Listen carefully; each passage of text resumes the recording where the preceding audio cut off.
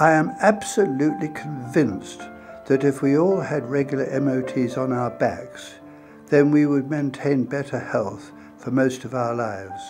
Paul Sherwood is Britain's leading authority on non-specific back problems. Well, there's quite a lot of spasm in this area still. Yes, I could see it on Dr. Sherwood has spent a lifetime advocating the importance of a healthy back and the direct connection with overall good health.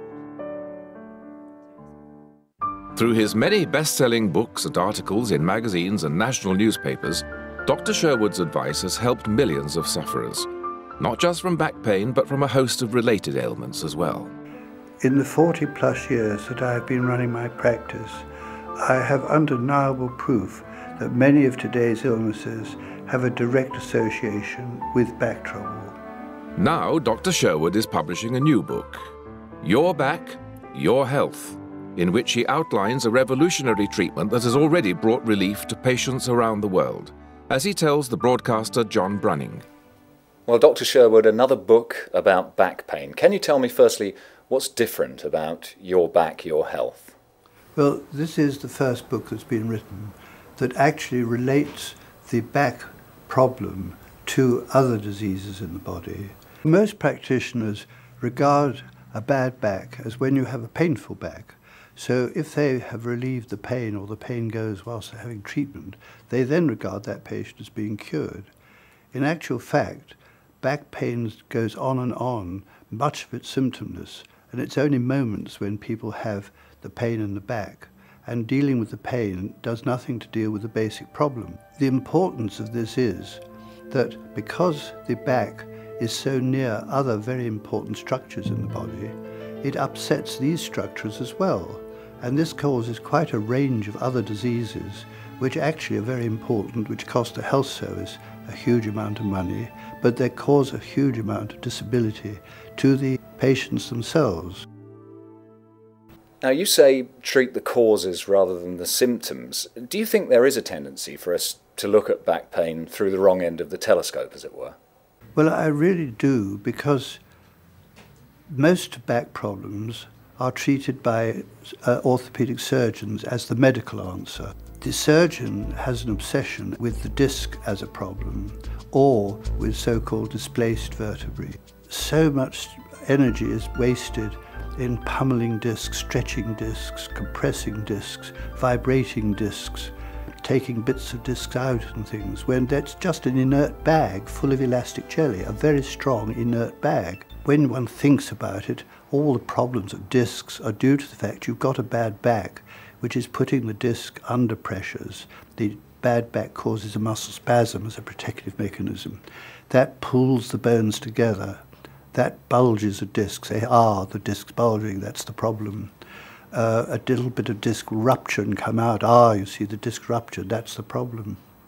But all these are really the result of the back trouble, not the cause of it.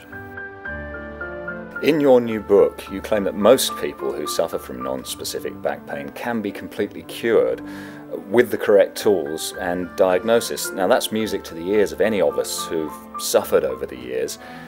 How can you be so optimistic, though? Well, I don't really regard that as being optimistic. I mean, I've been treating backs for about 40 years. I've certainly seen 35,000 people by now.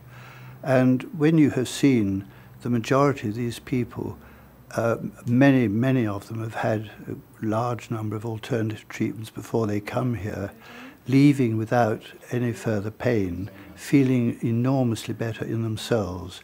Other little problems like their ulcer that's worried them for a number of years has gone. We expect people to get better now.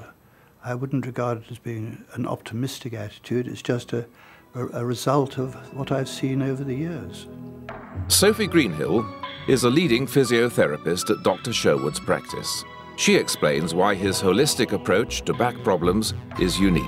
It's using the same treatment techniques and tools that a normal physiotherapist would use, but the reason that we're using them and the theories behind using them are completely different, and it's looking at a much more holistic approach. So with these techniques, we're able to treat things like sinus problems, epilepsy, asthma, as well as your more traditional back pain and other joints of the body. So It's really looking at what the cause of the problem is rather than just treating the problem. So there are symptoms which people get where they're actually not suffering from the back. Sometimes, as soon as I've pointed it out, they say, well, that is interesting. I remember now that, when my back was bad, I got very bad indigestion. And when it felt a bit better, I was better with it. So they will sometimes associate it when it's been pointed out, but it never occurred to them until it had been pointed out.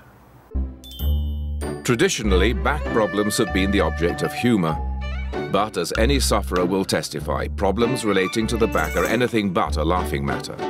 In the old days music halls, you only had to suddenly give a piercing scream, grab your back, and the whole audience would collapse with laughter.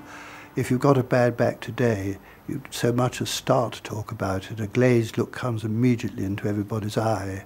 Do you think that doctors and physiotherapists in general don't take back pain sufficiently seriously? Well, I think on almost every count, one could say that with some passion. Dr. Sherwood's concerns are based on some alarming statistics. Back pain is the nation's #1 cause of disability. 80% of adults will experience back pain at some point in their lives. Over 5 million UK residents consult their GP about backache every year. Back pain accounts for the loss of 120 million working days each year, and an annual NHS hospital bill in excess of £512 million. If back problems are causing the health service that sort of sum, I think it deserves to be taken a bit more seriously. So seriously is his work regarded that Dr. Sherwood is a regular contributor to the health pages of Britain's national newspapers and periodicals.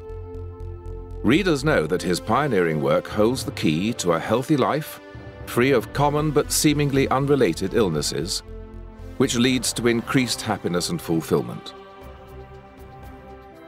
If you saw the number of people that I do whose lives are virtually wrecked, wives leaves husbands, husbands leaves wives because their back problem is more than they could eventually cope with. There are a number of suicides with back problems every year. Then consider all the other problems that go with it. It causes migraine headache, which is the second common cause of absenteeism in industry. It also causes depression, and this again causes a great deal of distress. But help is now more readily at hand. www.drsherwood.co.uk is a website dedicated to the causes of non-specific back pain and to his revolutionary work in its understanding and treatment. Well, now that you've told us back sufferers how you can help us, perhaps you could tell us how we can help ourselves. Can you give us some lifestyle tips to help us stay out of trouble and maintain a healthy back? Clearly, having a reasonably healthy diet, taking a certain amount of exercise, and I have put in the book a series of exercises which do everything that is needed. The book also puts in measures that you could take immediately if you were to injure your back or yourself. If you're actually going to consciously say, I'm going to try and avoid getting a back problem, your life is going to be so miserable you might just as well not have it. Don't lead a life around not having back problems. Do all the things you want to, and then if you are unlucky enough to have an accident, a fall, know somebody who will give you this treatment that will then put it right. Your Back, Your Health by Dr. Paul Sherwood is published on April the 5th, 2004.